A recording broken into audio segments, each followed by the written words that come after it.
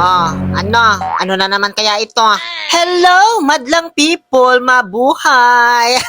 Di ba ginaya ko na naman? Ngayon mo lang na-realize? Last year ko pa ginagaya. Na-notice na nga ako lahat-lahat, di ba? So ito na nga, dahil nga sa cooking vlog tayo ngayon, na nakikita nyo naman siguro, di ba? Kung noong nakaraan, nagluto ako ng palitaw para sa mga taong ayaw bumitaw. Ngayon naman ay magluluto tayo ng tupig para sa mga pinakilig pero hindi inibig. Mapanakit, di ba? Kaya tapusin mo hanggang dulo ng video na ito para lalo ka pang masaktan. Simulan na natin.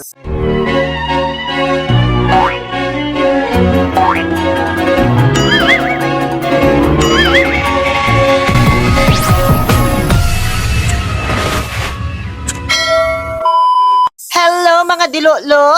Dipungal ka ba o impacta? O di kaya tukmol? O bahala na kayo. Di ko na alam kung ano itatawag ko sa inyo Sa dinami-dami ba naman? Diyos ko. Dahil nga sa tupig, yung iluluto natin for today's video, ay hindi po ako magluluto doon sa kusina namin. Luluwas ako sa 4th floor, bit-bit ang aking mga kagamitan. At sino na naman ito? Ay, sana all, binigyan ng bagong comforter. Samantalang yung akin 5 taon na, di pa napapalitan. Nagigigil ako, porket kalahin nyo yung nagbibigay, ha? Charot! Ba't ka kasi sumama sa vlog? Ayan, nabuking ka tuloy. Ngayon, andito na ako. Diretso pasok na dahil close ko naman sila. Kung nagtataka kayo, bakit lumuwas pa ako ng ibang flat para lang lutuin ito, yun ay dahil hindi ko po alam kung paano lutuin yan.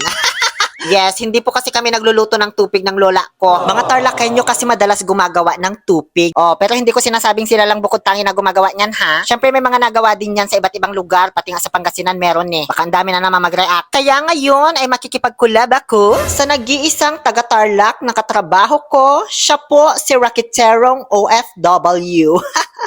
Tarlac, Tarlac, Tarlac. Sa totoo lang, dito po sa flat nila, maraming magagaling magluto. Kaya dito nyo rin matatagpuan yung mga gumagawa at nagtitinda ng bagoong, puto, mahalong ganisa, tosino at kung ano-ano pa. Na ayaw ipapromote sa akin kasi daw baka tumaas ang demand, hindi nila masuplayan lahat. Kaya sa mga nakapanood, huwag kayong bumili. Charot. Sila nga pala yung laging naghahatid sa kwarto ko ng mga paninda nila. Kahit di man ako nag-order. Charot. Kaya tuwing katapusan, ang dami kong bayarin. So simulan na natin. Ihanda ang giniling na malagkit sa isang lagayan. Yes, mas maganda pong gamitin yung fresh na malagkit tapos pinagiling mo. Buti na nga lang at merong stock si Rakiterong OFW. Di ko nga lang alam kung saan siya nakakuha niyan. Kung wala, pwede naman glutinous rice flour ang gamitin. Sa ngayon ay hinaluan na lang po namin yung giniling na malagkit ng konting glutinous rice flour para dumami. Ang dami kasing nakaabang para kumain. Nakakahiya naman sa kanila kundi mabigyan. Charot. Hindi ko na nabidyohan yung pagbuhos ko ng glutinous rice flour dahil daan ng daan si Rakiterong OFW. So ayan humarang pa talaga sa camera ko. First time ko man kasi magluto dito sa kusina nila. Nanibago tuloy ako. Di ko alam kung saan ko ilalagay yung camera. Sunod ay ilagay na po ang condensed milk. Ganyan lang kalaki sa nakikita ninyo, isang lata lang. Kapag ganyan lang din karami sa nakikita ninyo yung giniling na malagkit. Diba? Walang eksaktong sukat. Ganun talaga, gaya ng lagi kong sinasabi, tansya-tansya lang. Wala man kasing sinabing sukat-sukat sa akin si Rakitero. Basta sinabi niya lang na ilagay ko to, ilagay ko yan. Bala ka dyan, sunod na lang ako ba? Ikaw yung nakakaalam nito At gaya nung nakagawian ko nung bata pa ako, sinisimot ko lagi yung mga natirang condensed sa lata. Kaya ayan, ginawa ko ulit. Ewan ko kung ganyan din kayo. Minsan pa nga inaanlawan namin yan ng lolo ko tapos tinitimplahan namin ng kape. Yes, totoo yun. Sunod na ilagay ang isang latang gata ng nyog. O diba, ang ganda ng pagkakaset up ko ng camera. Kitang-kita ako. Tapos sinarangan pa ako ni Rakitero. Diyos ko. Sunod naman yung buko na kinayod. Yung medyo malambot pa dapat yung pang buko salad. Kaso kahit saan, lupalop ka sa Saudi maghanap niyan, yung buko na pang buko salad. Yung fresh yung ikaw mismo kakayod. Wala kang makikita kundi nakagarapon. Kaya ayan, nahirapan pa akong buksan. Diba? Hinarangan na naman yung camera ko. Wag na tayo mag-vlog. Charot. Siya kasi nagbukas ng makapuno. Ayan, nilaglag ko na ha. Sunod naman na ilagay ay ang tinunaw na bato. Pero dahil buo-buo yung nabili namin, di tinunaw na lang ni Rakiterong OFW sa kawali. Bali 250 grams pala yan. Ibuhos ulit sa ating mekos-mekos ang tinunaw na bato. Pero wag ilagay lahat, magtabi ng kaunti. Kung bakit? Malalaman sa aking pagbabalik. Tony Gonzaga lang sa PBB. Basta malalaman nyo mamaya kung para saan, wag kayong atat. Pagkatapos ay halu-haluin na. May masarap ka ng halo-halo.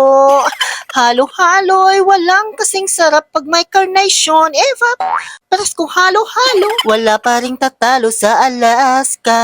Kondensada. Diba? Dalawang barang agad na promote ko. Charot. At biglang tinikman ni rakiterong OFW. Up. Sige nga, kung masarap. Oh, sarap, diba? Nagpa-cute ka pa sa camera. Sige, pangatawanan mo yan. Dahil ako naman ang titikim ngayon. Iba kasi ang panlasa ko, hindi nagsisinungaling. Kumuhit ng isa, gamit ang hintuturo, tapos dilaan. Matabang. Diyos ko. Nakalimutan pala naming lagyan ng asukal. Yung condense lang palang nagpatamis. Sus Maria, sa pantong rakiterong OFW na ito, may pa-thumbs up kapag nalalaman dyan. Wala palang asukal. Ang masaklap pa, nakalimutan din pala niyang bumili. Kaya eto, bumaba pa ulit ako sa plat namin para kumuha lang ng asukal. Buti na lang may stock ako doon na bagong bili. So lagyan na po siya ng asukal na naaayon sa iyong blood sugar. Halu-haluin habang tinitikman-tikman. Ay, mahilig ka ba sa tikim-tikim lang? Kapag kulang pa rin sa tamis, lagyan ulit ng asukal hanggang sa makuha mo na ang tamis na nakaka-diabetes. Charot. Siyempre yung kasing tamis lang ng pagmamahalan ninyo. Ganun yun. Ngayon natapos na tayo sa ating mekos-mekos, isang tabi muna ito at simulan nang ihanda ang mga dahon ng saging na pagkamahal-mahal dito sa Saudi. Diyos ko, nakala mo kung gold. Ayan o, nakikita nyo ba yung presyo? Kung hindi, kayo na mag-adjust. Basta kulang-kulang 14 yung isang balot. Halos 200 na sa atin. Tapos yung isang balot, huwag ka. 2 piraso lang yung laman. Nakakaloka. Samantalang hinihingi lang namin yan sa kapitbahay namin, Ketchadelia. Siguro kung may sagingan ka lang dito sa Saudi, magtinda ka lang ng dahon, Diyos ko, milyonaryo ka na. So gaya ng laging ginagawa sa dahon ng saging ng mga nagluluto ng kakanin, binibilad sa apoy, yun din ang gagawin namin, malamang. May iba pa bang proseso? Diyos ko. Ang purpose kasi niyan, para hindi mapunit yung saging kapag pinambalot na natin. Alam nyo na yan. Pagkatapos idangdang lahat sa apoy, tapyas-tapyasin na sa mga tangkay, at pilas-pilasin ng maliliit, yung kasin laki lang ng pambalot ng lumpia. Okay na yan. Diyos ko, alangan ipakita ko pa ng buo. Ngayon, proceed na tayo dito sa pinakamatagal na part. Charot. At dito na natin gagamitin ngayon yung natirang tinunaw na butter. Panoorin nyo na lang kung paano. Alam nyo, sa totoo lang guys, ngayon ko lang nalaman na sobrang dali lang pala gawin itong tupig. Kasi may mekos-mekos mo lang yung ingredients, okay na. Matatagalan ka lang siguro sa pagbabalot kung mabagal ka. Paano ako? Expert na. Kayang-kaya kong magbalot ng 100 lumpia sa loob lamang ng 5 minuto. Maroon kasi akong kapangyarihan nung ganon kay Marilyn ng Daloob Weki. Kaya kung pahabain ng natitirang oras, gawing 10 segundo ang 1 segundo. O, diba? Di ka na naman nakarelate? Di ka man kasi anime lover. Ano ba yan? Ang sad ng childhood mo? Charot. So, ganito po magbalot ng tupig ang Pangasinan na tulad ko. Pahiran ng mantikilya ang dahon ng saging. Tapos lagyan ng palaman. Yung katamtaman lang, wag masyadong madami. At paiko... Sino na naman tong dipungal na humarang na ito? So, paano yan? Ulit from the top. Oy, tagal umalis ah. So, lagyan ng palaman ang dahon ng ayaw paawat talaga. Nanggigigil ako. Wag na nga lang. Si Rakitero na nga lang panoorin ninyo kung paano magbalot ba ang mga tarlakin nyo. So, habang nagbabalot pa rin ako, di ko man namalayan. Sinimula na palang ihawin ni Rakitero. Di ako naabisuhan. Ayan malapit na palang maluto yung nauna. Di ko tuloy na videohan. Dahil nga sa wala kaming ihawan ng tupig, alangan dalhin pa namin yung galing probinsya. Pagalitan pa kami ni Aling Junisha. Ang ginamit namin ay yung baking tray ba yung tawag dyan? Na non-stick. Basta ganyan sa nakikita ninyo. Tapos, isinalang na lang namin sa kalan. At dyan inilagay yung mga nabalot ng tupig. Sa katsamtsamang apoy, hayaan mo lang hanggang sa masunog yung mga dahon ng saging. Ganyan talaga yan para mas masarap at mabango. Syempre, balik-balik ta rin mo malamang para pantay-pantay yung pagkakaluto. Hanggang sa nagsalang na ng kanyang maliit na takore, si Nathan, dahil magkakape na siya. Hoy, Nathan, saan ka pupunta? Parang tanga. Dito ka muna, ano ka ba?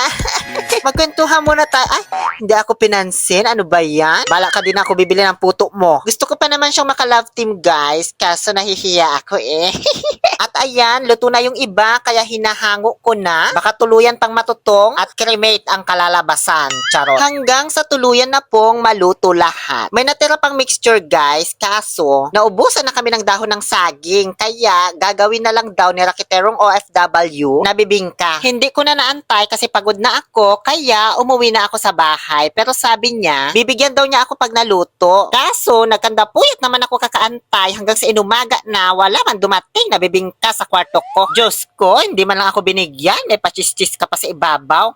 Ngayon ay titikman ko na po ang tupig para sa mga pinakilig pero hindi inibig.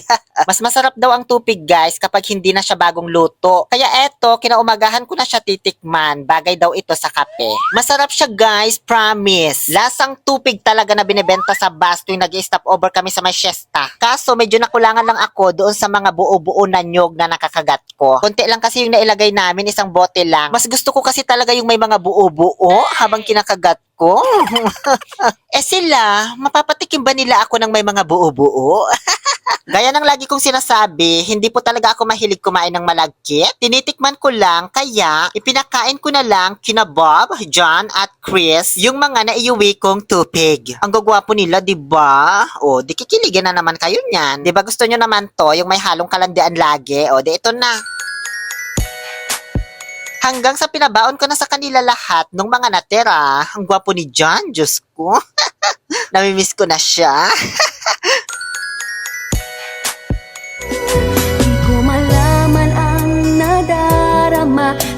O siya, tama na. Baka lalo ko pa siyang mamiss. Maraming salamat po sa panonood. Muli, ito po ang inyong Happy Pill, Oliver Castro, na nagsasabing, no to toxicity, let's make people happy.